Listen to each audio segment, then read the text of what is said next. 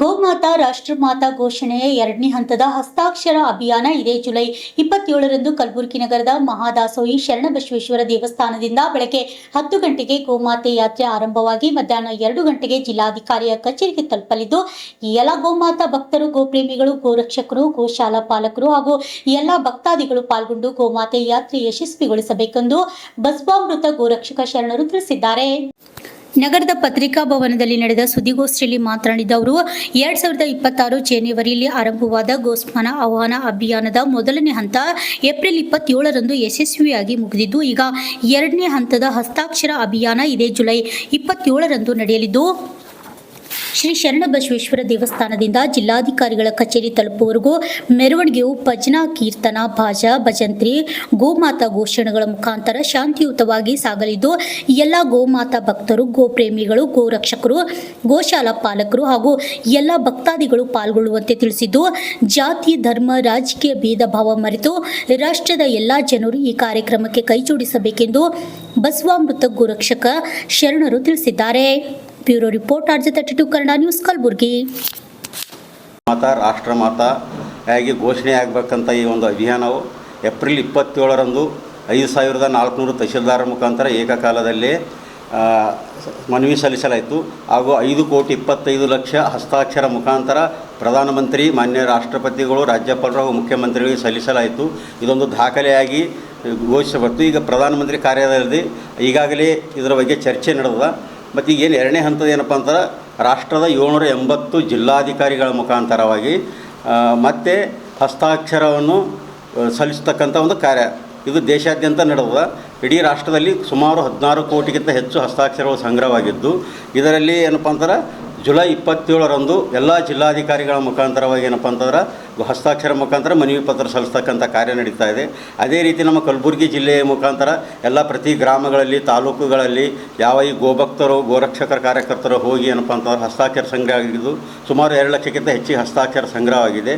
ಈ ಹಸ್ತಾಕ್ಷರ ಸಂಗ್ರಹದ ಏನಪ್ಪ ಅಂದ್ರೆ ಜುಲೈ 27ರಂದು ಮಹಾದಾಸೋಹಿ ಶ್ರೀ ಶರಣಬಸವೇಶ್ವರ ಸಂಸ್ಥಾನದಲ್ಲಿ ಮುಖಾಂತರ ನೂತನ ವಿದ್ಯಾಲಯ ಮುಖಾಂತರವಾಗಿ ಬಂದು ಸರ್ದಾರ್ ವಲ್ಲಭಭಾಯಿ ಪಟೇಲ್ ವೃತ್ತದ ಮುಖಾಂತರ ಜಿಲ್ಲಾಧಿಕಾರಿಗಳಿಗೆ ಮನವಿ ಪತ್ರ ಸಲ್ಲಿಸ್ತಕ್ಕಂಥದ್ದು ರಾಷ್ಟ್ರದ ರಾಷ್ಟ್ರಪತಿಗಳು, ಪ್ರಧಾನಮಂತ್ರಿಗಳು, ರಾಜ್ಯದ ರಾಜ್ಯಪಾಲರು ಮತ್ತು ಪ್ರತಿ ರಾಜ್ಯದ ಮುಖ್ಯಮಂತ್ರಿಗಳಿಗೆ ಏನಪ್ಪ ಅಂತಾರೆ ಗೋಹತ್ಯೆ ನಿಲ್ಲಿಸಬೇಕಂತಕ್ಕಂಥ ಈ ಒಂದು ಕಾರ್ಯಕ್ರಮ ಎನ್ನುವುದಲ್ಲ, ಗೋಮಾತಾ ರಾಷ್ಟ್ರಮಾತಾ ಘೋಷಣೆ ಮಾಡಬೇಕಂತ ಈ ಕಾರ್ಯಕ್ರಮಕ್ಕೆ ಜಿಲ್ಲೆಯ ಎಲ್ಲ ಗೋಭಕ್ತರು, ಗೋಪ್ರೇಮಿಗಳು ಮತ್ತು ಗೋರಕ್ಷಕರು, ಗೋಶಾಲಾ ಪಾಲಕರು ಹಾಗೂ ಎಲ್ಲ ಭಕ್ತಾದಿಗಳು ಈ ಕಾರ್ಯಕ್ರಮದಲ್ಲಿ ಭಾಗವಹಿಸಿ ಅದ್ಧೂರಿಯಾಗಿ ಚಾಲನೆ ಕೊಟ್ಟು ಮತ್ತೇನಪ್ಪ ಅಂತಂದ್ರೆ ಗೋಹತ್ಯೆ ನಿಷೇಧಕ್ಕೆ ಒಂದು ಪ್ರಬಲ ಶಕ್ತಿ ಬಂದಂತ ಆಗ್ತದೆ.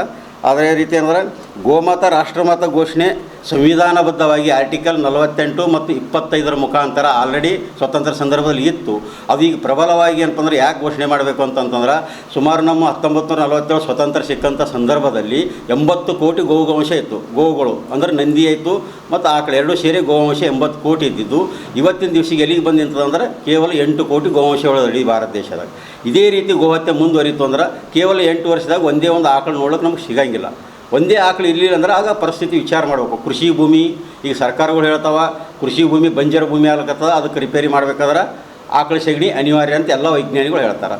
ಆಗ ಆಕಳುಗಳು ಸಿಗಂಗಿಲ್ಲ, ಆವಾಗ ಕೃಷಿ ಭೂಮಿ ನಷ್ಟ ಆಗ್ತದೆ ಮತ್ತು ಭಾರತದ ಆರ್ಥಿಕ ಸ್ಥಿತಿ ಏನಂದ್ರೆ ಪೂರ ಅಧೋಗತಿ ಹೋಗ್ತದೆ, ಯಾರಿಗೆ ಕುಡಿಲಿಕ್ಕೆ ಹಾಲು ಸಿಗಂಗಿಲ್ಲ. ಅದಕ್ಕೆ ದಯವಿಟ್ಟು ಈ ಒಂದು ಗೋಮಾತಾ ವಿಷಯದಲ್ಲಿ ಯಾವುದೇ ಒಂದು ರಾಜಕೀಯ ವಿಚಾರ ಬರೋದಾಗಲಿ ಅಥವಾ ಜಾತಿ, ಧರ್ಮ, ಭೇದ ಭಾವ ಯಾವುದನ್ನು ಲೆಕ್ಕಿಸದೆ ಈ ಒಂದು ರಾಷ್ಟ್ರ ಮಟ್ಟದ ಈ ಕಾರ್ಯಕ್ರಮಕ್ಕೆ ಏನಪ್ಪ ಅಂದ್ರೆ ಎಲ್ಲ ಜನರು, ದೇಶದ ಎಲ್ಲ ಜನರಿಗೆ ವಿನಂತಿ ಮಾಡ್ಕೊಳ್ತಿದ್ದೀವಿ. ಇದು ಸಾಧು ಸಂತರ ಒಂದು ನಿರ್ಣಯ ತೊಗೊಂಡ್ರೆ ಅದಕ್ಕೆ ಸಹಕಾರ ಇರಬೇಕು ನಿಮ್ಮದು.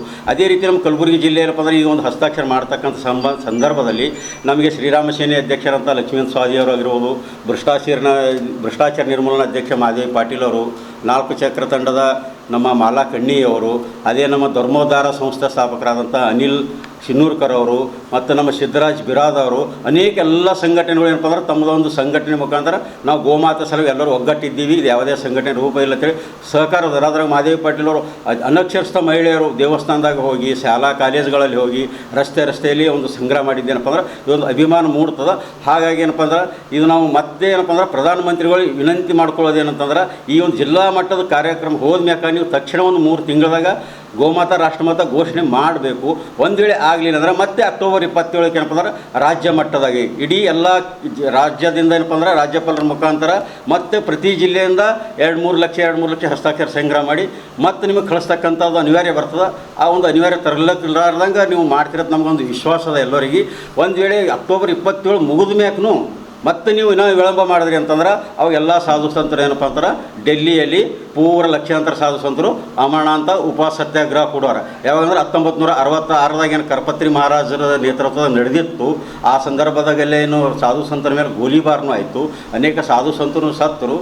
ಆ ಒಂದು ಪರಿಸ್ಥಿತಿ ಬರಲಾರ್ದಂಗೆ ಪ್ರಧಾನಮಂತ್ರಿಯವರು, ರಾಷ್ಟ್ರಪತಿ, ಮುಖ್ಯಮಂತ್ರಿ ಮತ್ತು ರಾಜ್ಯಪಾಲರು ಈ ವ್ಯವಸ್ಥೆ ನಡೆಸ್ಕೊಳ್ತಾರೆ ಅಂತೇಳಿ ಅವ್ರ ಮೇಲೆ ಒಂದು ನಾವು ವಿನಂತಿ ಮಾಡ್ಕೊಳ್ತಾ ಈ ಒಂದು ಪತ್ರಿಕಾಗೋಷ್ಠಿ ಇಲ್ಲೇ ಹೋಗ್ತೀವಿ.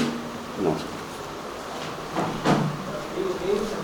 ಬಾಜಾ ಭಜಂತ್ರ ಈ ಒಂದು ಶಾಂತಿಯುತವಾಗಿ ಯಾರಿಗೆ ಧಿಕ್ಕಾರ ಕೂಗಲಾರ್ದಂಗೆ ಈ ಒಂದು ಕಾರ್ಯಕ್ರಮ ಮಾಡ್ಕೊಂಡು ಹೋಗ್ಬಾರ್ದು. ಹಾಂ ಹಾಂ ಹಾಂ ಈಗ ಆಲ್ರೆಡಿ ಆರ್ಟಿಕಲ್ 48ದಾಗ ರೂಲ್ಸ್ ಭೀ ಅದ ರೀ ಗೋಹತ್ಯೆ. ಇದ್ರ ಉದ್ದೇನ ಗೋಮಾತಾ ರಾಷ್ಟ್ರಮಾತಾ ಪದವಿ ಕೊಟ್ರಂದ್ರೆ ಏನಂದ್ರೆ ಈಗ ಹುಲಿಗೆ ಹೊಡೆದ್ರೆ ಏನು ಶಿಕ್ಷೆ ಅದಲ್ಲ ರೀ, ಆ ಶಿಕ್ಷೆಗೆ ಸಿಗತಕ್ಕಂಥದ್ದು ಆಗಬೇಕೆಂಬುದು. ಗೋಮಾಳ ಭೂಮಿ ಏನಂದ್ರೆ ಸರ್ಕಾರ ಎಲ್ಲ ಕಡೆ ಬೇಕಾಬಿಟ್ಟು ಮಾಡ್ಕೊಂಡು ಹೋಗ್ತಾರೆ ರೀ. ಗೋಮಾಳ ಭೂಮಿ ಇರ್ತಕ್ಕಂಥ ಗೋಮಾಳ ಭೂಮಿ ರಕ್ಷಣೆ ಮಾಡಬೇಕು. ಈಗ ಏನದ ರೀ, ರೈತರು ಆಕಳು ಮಾರ್ತಾರೆ, ಆಕಳು ರೈತರೇ ಮಾರಿಲ್ಲ ಅಂದ್ರೆ ಅವ್ರು ಯಾಕೆ ತೊಗೋತಾರೆ ಒಂದು ಅಭಿಪ್ರಾಯ ಅದ. ರೈತರು ಆಕಳು ಯಾಕೆ ಮಾರ್ಲತ್ತಾರ? ಗೋಮಾಳ ಭೂಮಿನೇ ಇಲ್ಲ ಅವ್ರಿಗೆ ಮೇಯಿಸ್ಲಿಕ್ಕೆ. ಗೋಮಾಳ ಭೂಮಿ ಅಂದ್ರೆ ಸರ್ಕಾರ ಯಾರಿಗೆ ಬೇಕು ಹೆಂಗೆ ಬೇಕಂಗೆ ಮನ್ಸಿಗೆ ಬಂದಂಗೆ ಯೂಸ್ ಮಾಡ್ಕೊಂಡದು. ಆ ಗೋಮಾಳ ಭೂಮಿ ರಕ್ಷಣೆ ಆಗ್ಬೇಕು ಫಸ್ಟ್ ರೀ, ಅವಾಗ ರೈತರು ಆಕಳು ಮಾರಂಗಿಲ್ಲ. ಆಮೇಲೆ ಆಕಳು ಹೆಂಡಿ ಏನಪ್ಪ ಅಂತಂದ್ರೆ ಮಾರ್ಕೆಟಿಂಗ್ ತರ್ತಕ್ಕಂಥ ಆಗಲೇ ನಾವು ಇಲ್ಲಿ ನೋಡ್ರಿ, ಈಗ ಆಕಳು ಹೆಂಡಿನಿಂದ ಏನಪ್ಪ ಅಂದ್ರೆ ಪೇಂಟ್ ನಿರ್ಮಾಣ ಮಾಡ್ತೀವಿ ಇಡೀ ರಾಷ್ಟ್ರ ತುಂಬ. ಇದು ನಮ್ಮ ಬೀದರ್ ಜಿಲ್ಲೆದಾಗ ಪ್ರಾಕೃತಿಕ ಪೇಂಟ್ ಆಕಳು ಹೆಂಡಿನಿಂದ ಕೋಟ್ಯಾಂತರ ರೂಪಾಯಿ ಆದಾಯ ಮಾಡ್ತಾರೆ. ಅವ್ರು 20 ರೂಪಾಯಿ ಕಿಲೋ ಆಕಳು ಹೆಂಡಿ ರೈತರ ಮೇಲೆ ಖರೀದಿ ಮಾಡ್ತಾರೆ. ತಿಂಗಳಿಗೆ ಒಂದು ಆಕಳಿಂದ ಅವ್ರಿಗೆ ಒಂದು 5-6 ಸಾವಿರ ರೂಪಾಯಿ ಆದಾಯ ಹೊಂಟದ ರೀ. 10 ಆಕಳು ಸಾಕಿದ್ರೆ 50,000 ರೂಪಾಯಿ ಬರೀ ಆಕಳು ಹೆಂಡಿನಿಂದ. ಹಾಲು ಮೊಸರು ತುಪ್ಪತ್ತು ಬೇಕಾಗಿಲ್ಲ. ಇದೇ ರೀತಿ ಏನಪ್ಪ ಅಂದ್ರೆ ಈಗ ನಮ್ಮ ಪದ್ಮೇಡ ಗೋಶಾಲದಾಗ ಏನಪ್ಪ ಅಂದ್ರೆ ಗ್ಯಾಸ್ CBG ರೀ, ಈ ಗ್ಯಾಸ್ ಇರಾನಿಯನ್ ತರಿಸ್ತೀವಿ ರೀ. ಅವರು 1,000 ರೂಪಾಯಿದಾಗ 400 ರೂಪಾಯಿದಾಗ ಗ್ಯಾಸ್ ಸಿಲಿಂಡರ್ ತುಂಬಿಕೆಸ್ಗೆ ದಿನ ಒಂದು 500 ರೂಪಾಯಿ 500 ಸಿಲಿಂಡರ್ ಹೊಳ್ತಾರೆ. ಅಲ್ಲಿ 2 ಲಕ್ಷ ಆಕಳದಾವೆ. ಈ ರೀತಿ ಏನಪ್ಪ ಅಂತಾರೆ. ಮತ್ತು ಈಗ ಗಣೇಶನ ಹಬ್ಬ ಬಂದಾಗ ಇದು ಕೋಟ್ಯಾಂತರ ರೂಪಾಯಿ ಆಕಳು ಹೆಂಡಿನಿಂದ ಸೆಗಣಿದಿಂದ ಅದ ರೀ. ಧೂಪ್ ಬತ್ತಿ ರೀ, ಈಗ ಅಗರಬತ್ತಿ ಹಚ್ಚೋದೇ ಬಿಟ್ಟೇವು ಅಂದ್ರೆ ಬರೀ ಹೆಂಡಿನಿಂದ ಧೂಪ್ ಬತ್ತಿ ನಾವು ಮಾಡಿದೆವು ಅಂದ್ರೆ ಆಕಳಿಗೆ ಯಾರು ಮಾರೋ ಪ್ರಶ್ನೆನೇ ಬರಲ್ಲ. ಈ ರೀತಿ ಖಾಸಗಿಯಾಗಿ ನಾವು ಮಾಡತ್ತೀವಿ ಅವೆಲ್ಲ ಗೋಶಾರು. ಇದು ಸರ್ಕಾರ ಇದರೊಳಗೆ ಬಂದರು ಅಂತಂದ್ರೆ ಅದಕ್ಕೊಂದು ರೀತಿ ಬೆಂಬಲ ಸಿಗ್ತದೆ. ಆಗುತ್ತೆ ಅಂದರೆ ಒಂದು ಕಸಾಯಿಖಾನೆಗಳು ಬಂದ್ ಮಾಡು ಆತವ ಅಂತ ನಂಬ್ತಾರೆ. ಈಗ ಆಲ್ರೆಡಿ ಖಾಸಗಿಯಾಗಿ ಮಾಡತ್ತಿದ್ರು ಇವೆಲ್ಲ ಕಾರ್ಯಕ್ರಮಗಳು. ಈಗ ನೋಡಿರಿ, ಇಲ್ಲಿ ಅದಾರೆ ನಿಮ್ಮಲ್ಲಿ ಅದಾರೆ, ಇದು ಬೀದರ್ದಾಗೆ ಅದ ರೀ. ಒಂದು ಹೆಂಡಿ 20 ರೂಪಾಯಿ ಕಿಲೋ ತೊಗೊಳಕತ್ತಾರೆ. ಅದ್ಮ್ಯಾಕ ಹಾಲಿಗೆ ಹೆಂಗೆ ನಡೆದಲ್ರಿ ಈ ರೀತಿ ಅವ್ರು ಟೆಂಪೋದಾಗ ಸಂಚಾರ ಮಾಡ್ತಾರೆ. ಹಳ್ಳಿ ಹೋಗಿರಿ ಹಾಲು ಸಂಗ್ರಹ ಹೆಂಗೆ ಮಾಡ್ತಾರೆ, ಅವ್ರು ಟೆಂಪೋದಾಗ ಹೋಗಿ 20 ರೂಪಾಯಿ ಕಿಲೋ ಹೆಂಡಿ ಸಂಗ್ರಹ ಮಾಡಿ ಅದರಿಂದ ಪ್ರಕೃತಿಕ ರೀ ಇಸ್ಕಾನ್ ಟೆಂಪಲ್ಗಳು ಆಗ್ಬೋದು, ದೊಡ್ಡ ಟೆಂಪಲ್ ಇದರಿಂದ ಪೇಂಟ್ ಮಾಡತ್ತಾರೆ. ಬೇಸಿಗೆದಾಗ ಕೋಲ್ಡ್ ಇರ್ತಾರೆ, ಚಳಿಗಾಲದಾಗ ಏನಪ್ಪ ಅಂತಂದ್ರೆ ಹೀಟ್ ಇದ್ದಿರುತ್ತೆ. ಈ ಹಿಂದಕ್ಕೆ ಹೆಂಗೆ ಹೆಂಡಿ ಸಾರಿಸಿದ್ದೇವೆ ಮನೆಗಳು ಆ ಟೈಪ್ ಅವ್ರು ಪೇಂಟ್ ತಯಾರು ಮಾಡ್ಯಾರ. ಹಾಂ ದನ ಈಗ ನಮ್ಮಂಥವ್ರು ಎಲ್ಲರೂ ಕೈಲಿ ಕೈತಿದ್ದೇವ್ರಿ. ಆಲ್ರೆಡಿ ದನ ಕೈಲಿ ಕೈತಿದ್ದೇವ್ರಿ. ಆ ದನ ಕೈಯವ್ರಿಗೆ ಏನಪ್ಪ ಅಂದ್ರೆ ತಿಂಗಳಿಗೆ 50,000 ರೂಪಾಯಿ ಬರ್ತಾರೆ. ಯಾರು ಭೀ ಕೈತಾರೆ ಆ ದನ ಕೈಯವ್ರಿಗೆ ತಿಂಗಳಿಗೆ ಒಂದು 50,000 ರೂಪಾಯಿ 10 ಆಕಳು ಇರ್ತಾರೆ 50,000 ರೂಪಾಯಿ ಅವ್ರ ಹೆಂಡಿನಿಂದ ರೀ. ಮತ್ತು ಗೋಮೂತ್ರ ಬೇರೆ ಅದ ರೀ. ಈಗ ಏನಾಗಿದೆ ದನ ಕೈರ್ ಅನ್ಕೋತಿ ಎಲ್ಲರೂ ಅದೊಂದು ದನಗಳಿಂದ ದೂರ ಮಾಡ್ತಕ್ಕಂಥ ಪ್ರಕ್ರಿಯೆ ಇಲ್ಲಿ ತಕ್ಕ ಭಾಳ ದೂರ ಬಂದ್ರಿ. ಈಗ ಸಮೀಪದಾಗ ಎಲ್ಲರೂ ನಾವು ಮ್ಯಾಕ್ಸಿಮಮ್ ರಾಜೀವ್ ಭಾಯಿ ದೀಕ್ಷಿತ್ ಅಭಿಮಾನಿಗಳು ಹೆಚ್ಚಿಗಿದ್ರಾಗ ಒತ್ತಡಿಸಿ ಆದರೆ ಭಾರತ ದೇಶ ತುಂಬ ಹೇಳೋಕ್ಕಾರೆ ಅಂತಂದ್ರೆ ಅವ್ರು ಪ್ರತಿಯೊಬ್ಬರು ತಮ್ಮ ಲೈಫೇ ಅದ್ರ ಸಲ ಕೇಳಕತ್ತಾರೆ. ಆಕಳು ಹೆಂಡಿ ಉಳಿಸ್ಬೇಕು, ಆಕಳು ಉಳಿಬೇಕು, ಕೃಷಿ ಭೂಮಿ ಉಳಿಬೇಕು ಅಂತ ಇಷ್ಟೊಂದು. ಹಾಂ ಹಾಂ ಹಾಂ ಹಾಂ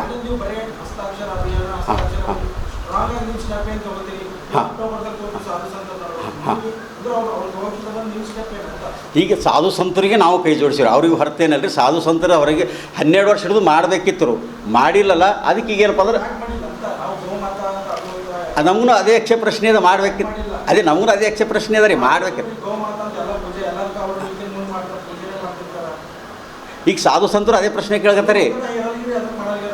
ಈಗ ಒತ್ತಡ ಹೇರತ್ರಿ, ಭಾಳ ಒತ್ತಡ ನಡೆದು ನೋಡ್ರಿ. ನಮ್ಮ ಜನ ಅವ್ರಂತಾರೆ ದಕ್ಷಿಣ ಕರ್ನಾಟಕ ಕಡೆ ಇದ್ರ ಬಗ್ಗೆ ಜರ ಒಲವು ಕಮ್ಮಿ ಆಗತ್ತೆ. ಈಗ ನೀವು ಗುಜರಾತ್, ರಾಜಸ್ಥಾನ, ಹರಿಯಾಣದಾಗ ನೋಡ್ರಿ ಎಲ್ಲ ದೊಡ್ಡ ಪ್ರಮಾಣ ನಡೆದವ್ರಿ. ನಮ್ಮ ಕರ್ನಾಟಕದಾಗ ಏನಪ್ಪ ಅಂದ್ರೆ ನಮ್ಮ ಕಲ್ಯಾಣ ಕರ್ನಾಟಕದಾಗ ಹೆಚ್ಚಿನ ಒತ್ತಡ ಯಾಕಂದ್ರೆ ಇಲ್ಲಿ ಅಷ್ಟೇ ಅದಾವ್ರಿ. ಏನು ಸ್ವದೇಶಿ ಆಕಳುಗಳು, ದೇಶಿ ಆಕಳು ಅಂತೇಳಿ ಬೆಂಗಳೂರು ಮೈಸೂರು ಕಡೆ ಹೋದ್ರೆ ಹುಡುಗರು ಸಿಗಲ್ಲ ರೀ.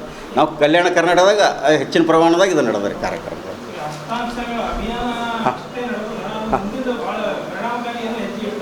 ಪರಿಣಾಮಕಾರಿ ನೆಕ್ಸ್ಟ್ ಅದ ರೀ ಅದು ಡೇಟ್ ಹೇಳೋದು ಈಗ ಹಾಂ ಹಾಂ ಹಾಂ ಹಾಂ ಹಾಂ